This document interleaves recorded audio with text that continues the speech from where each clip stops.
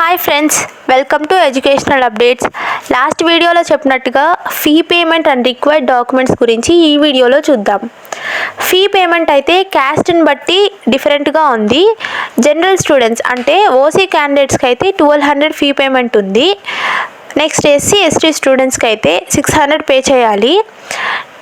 Next ఇంకా డాక్యుమెంట్స్లోకి వెళ్తే మెయిన్గా మనకు కావాల్సింది మనం రీసెంట్గా రాసిన AP ECET rank card and hall ticket and SSC marks memo, దాంతోపాటు diploma marks memo, transfer certificate and also 6th to diploma study certificate, caste and income certificate, local status certificate, EWS certificate and residence certificate.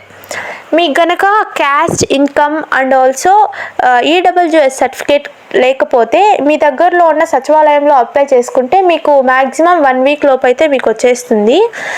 ఇంకా local status certificate అంటే మీరు AP నుంచి తెలంగాణకు కానీ migrate అయింటే మీరు AP local అని చెప్పడానికి మీకు ఒక సర్టిఫికేట్ ఉండాలి. దాన్నే లోకల్ స్టేటస్ సర్టిఫికేట్ అంటారు.